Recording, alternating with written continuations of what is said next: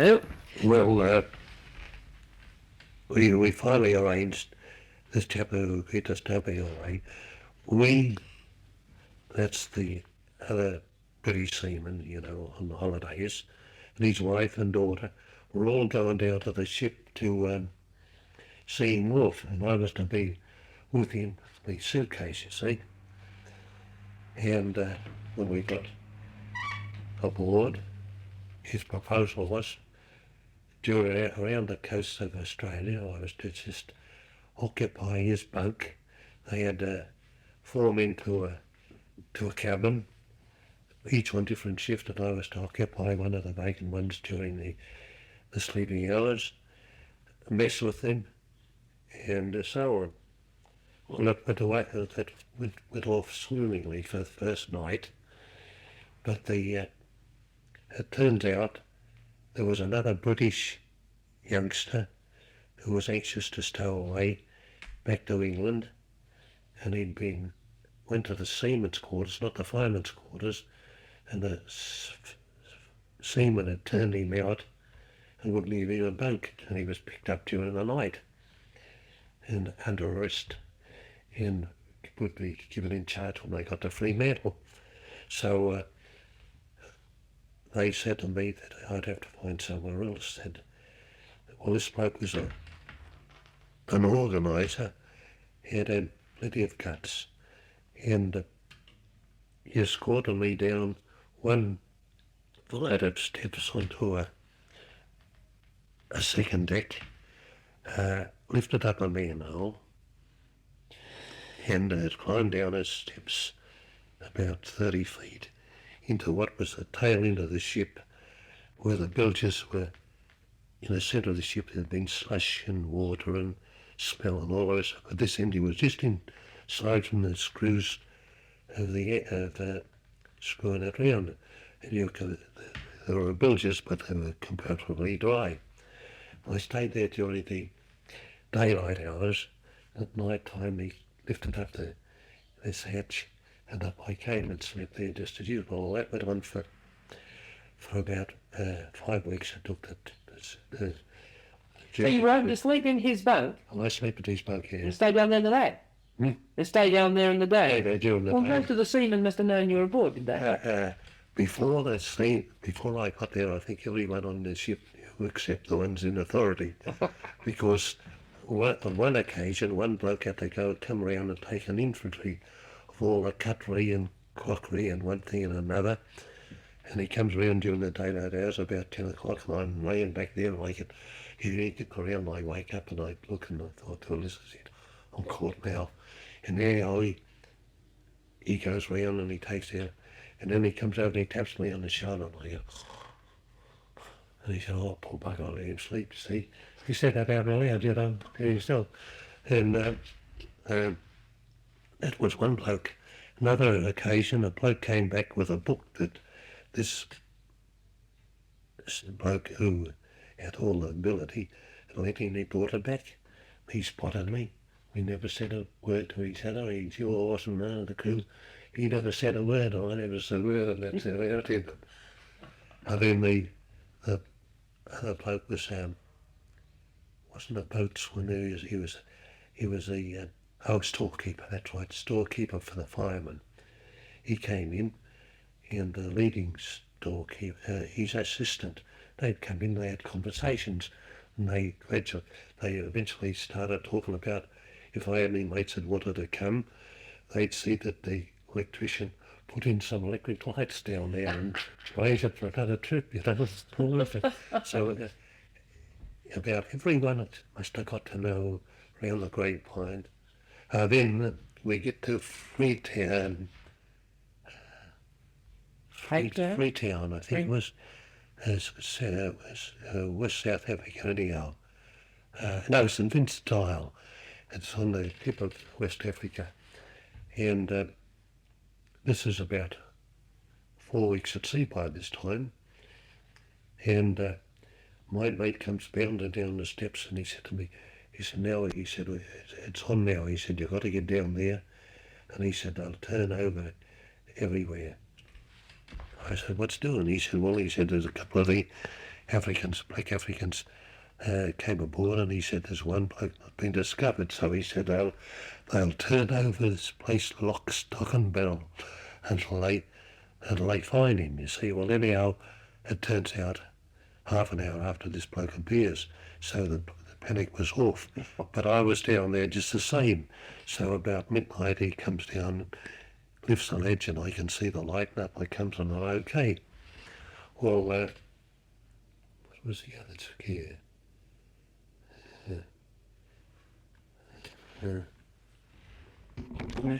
Yeah.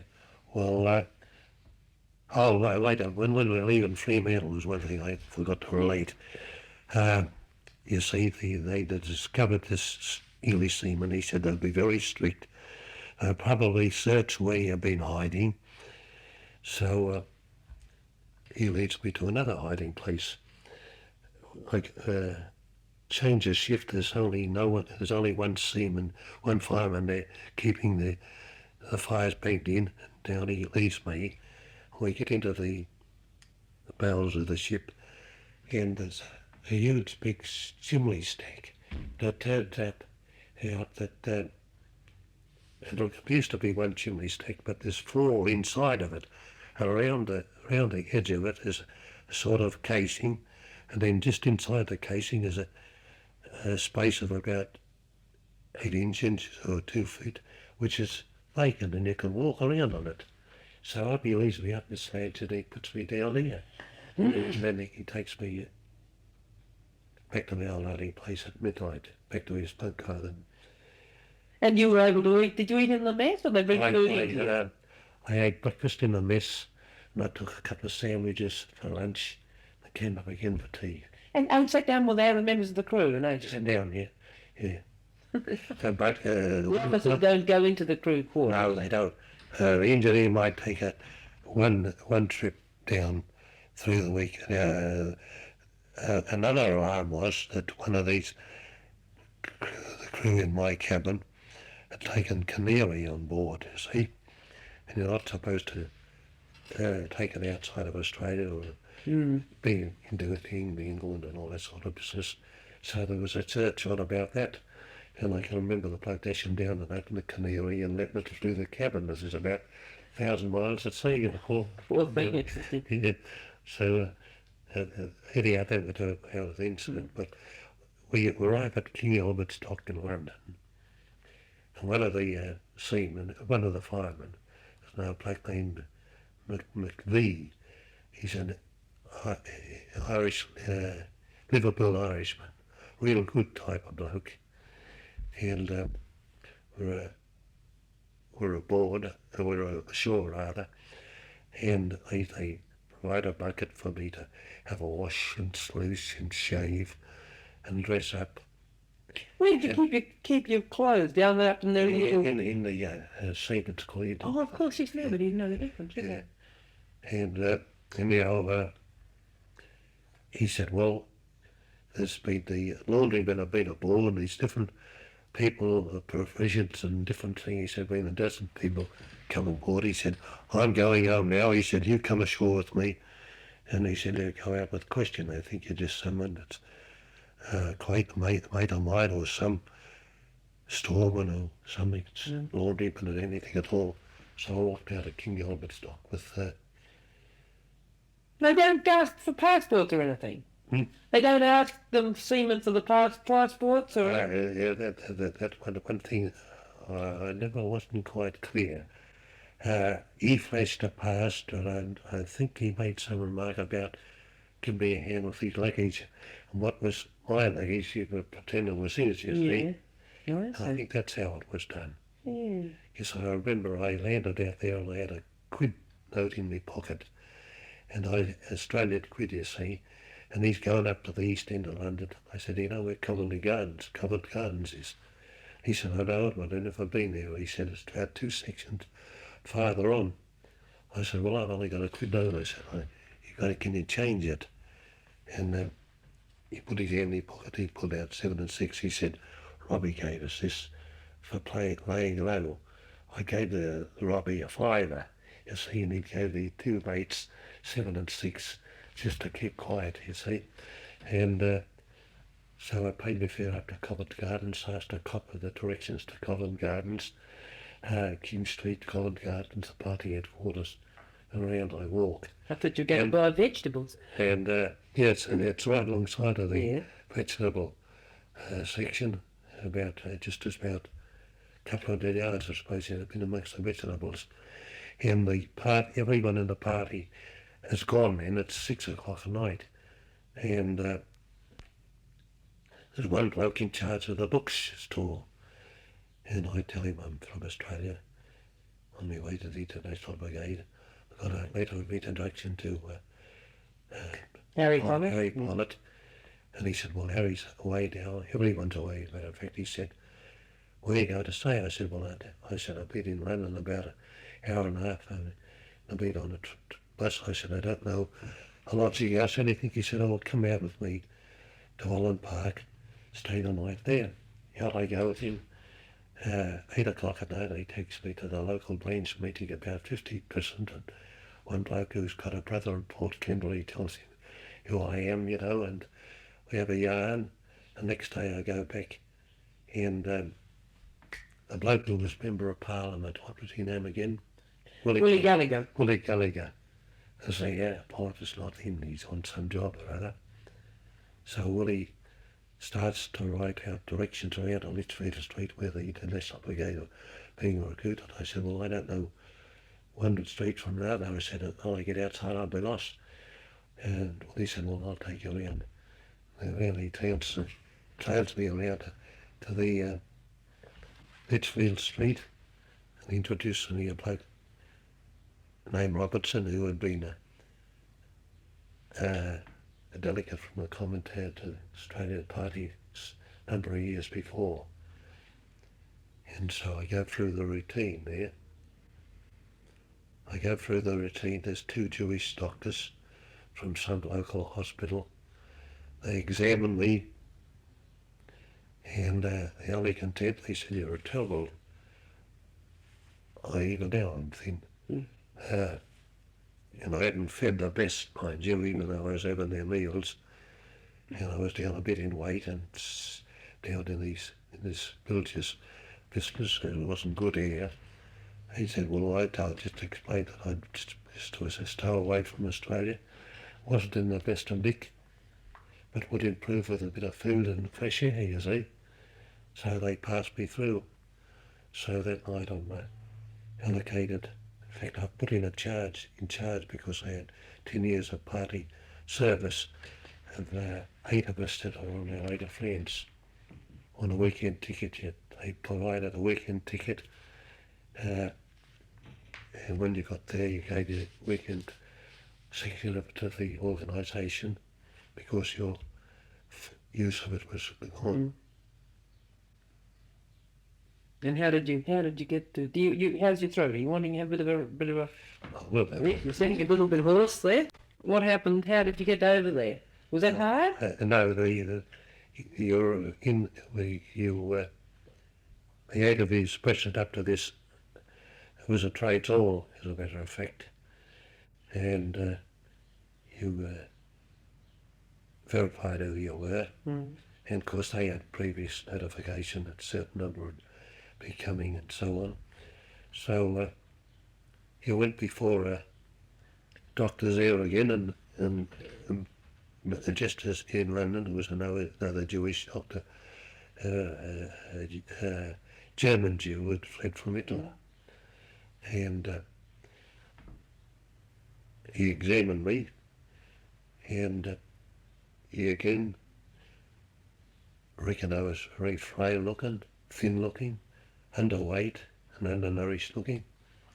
So I explained the circumstances through a Jewish weekend bloke who had come away with me, East End tailor he was, a Jew, and he told him, I related the story, a stowaway voyage, 5 weeks, and so on and so forth, and he explained it, and the bloke was jubilant. He said, well, I agreed that you're fit, but we insist that you have a week in Paris on good food and plenty of milk, lay off wine and women, and build yourself up for a week, you see. So they insisted that I stay a week. I was allocated a billeting place in the locality, same as the others. They went away the next night, whereas I stayed a week. And you were given tickets to a cooperative restaurant run by the seamen, and you ate there and just knocked around for the... each day I used to get on scales and find myself going up a pound and a pound and a half. I kept these row of tickets that I had to show them out. I used to wait to go back and see them. They were quite jubilant. So then I don't know whether it's any purpose, but it's a good story and worth anyone at there. When the afternoon, if you're going away, was it turned out you was going away at 5 o'clock in the evening, and a bloke speaking 13 different languages took over to about 100 from all different countries: Yugoslavia, Czechoslovakia, Poland, Germany, every country under the sun, it seemed. And he plastered their name, but 7, 4, 3, 2, 1. And it came down on the bottom, Australia, 1. And everyone, Australia, they look around, they want to find out who the Australia was. And he speaks all these languages and English as well. And we give our directions where we're to go to a certain train time with only a brown paper parcel under our arm. There was one of the anomalies that was the stupidest thing imaginable, because it was a dead giveaway, and about 70, 80 people with all brown parcels too. And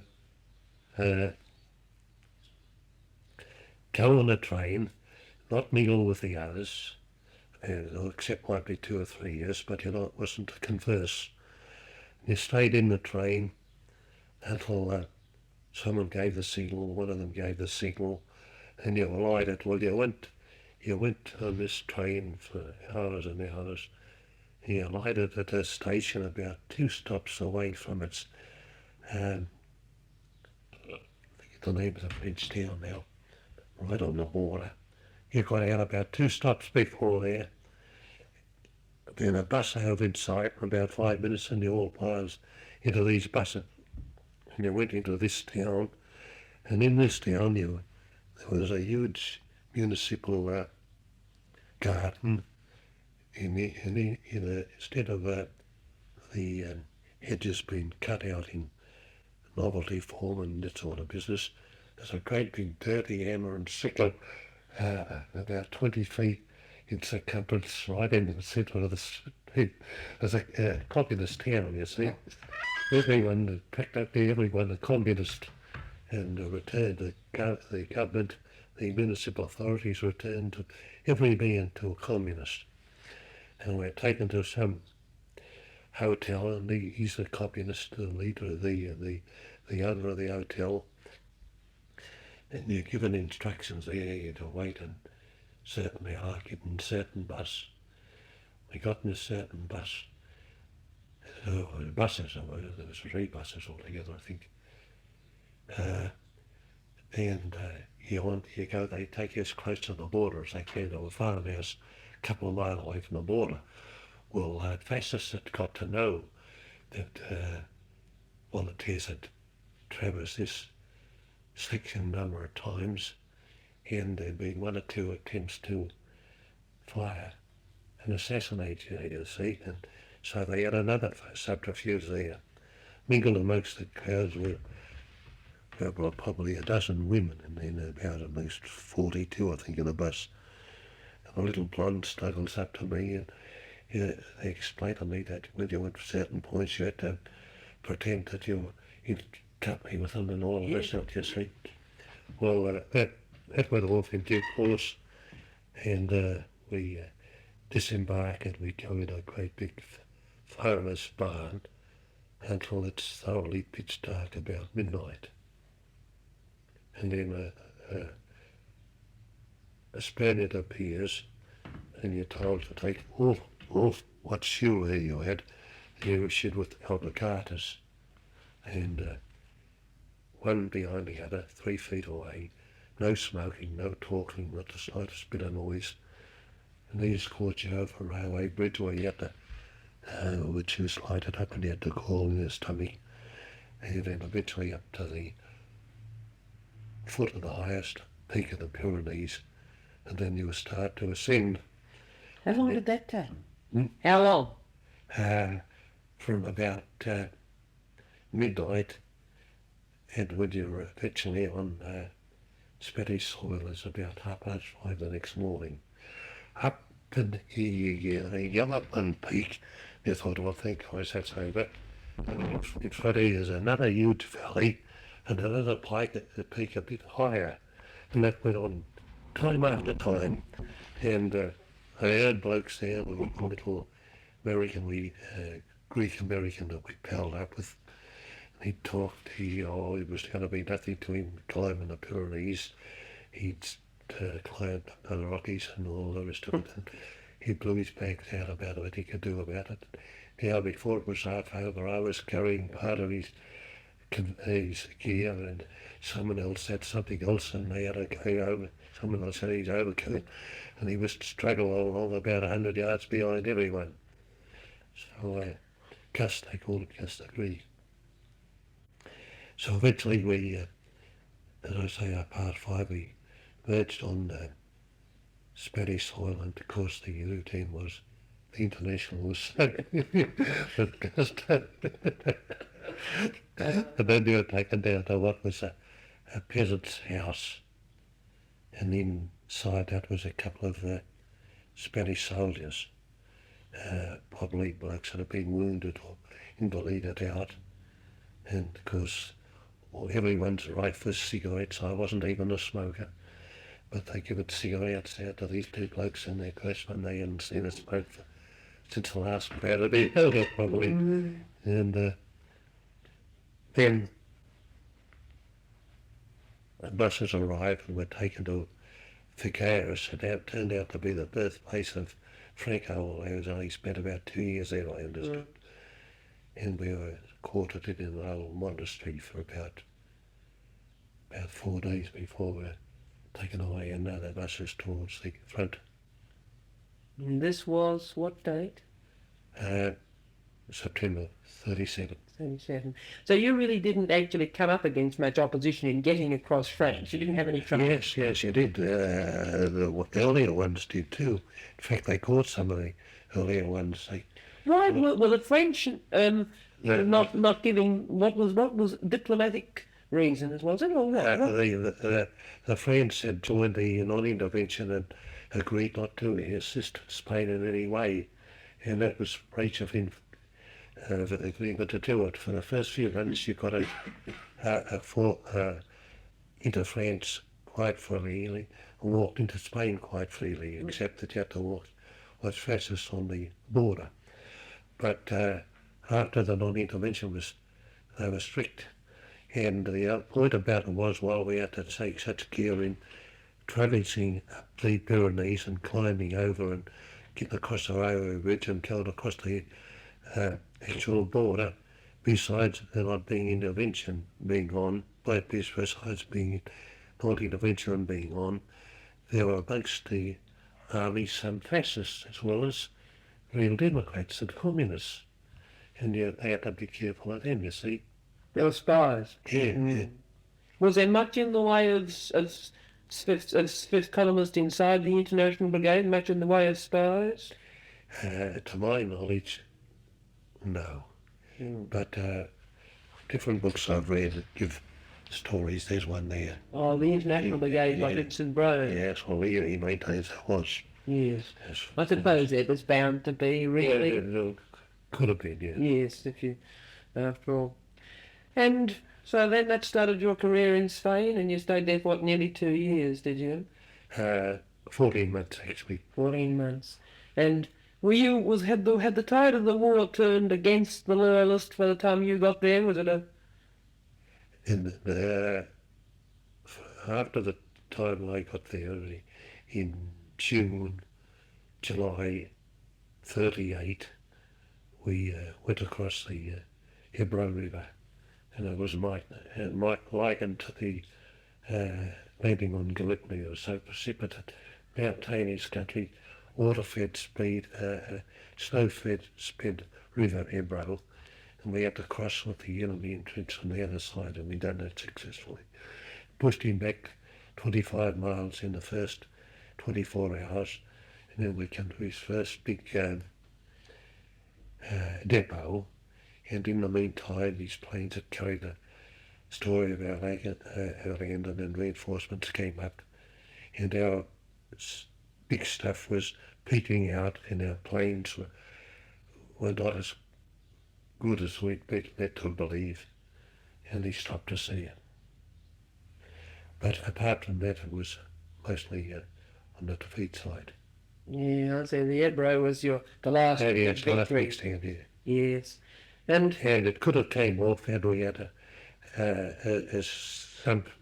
some conservatives maintain that Spanish, Russian relief and assistance and ammunition and everything had beat it off. And there might have been something in that story, I don't know. looking back, Yeah. you think, at the time, if anyone had told you that, you would have... Wouldn't have believed it. But No.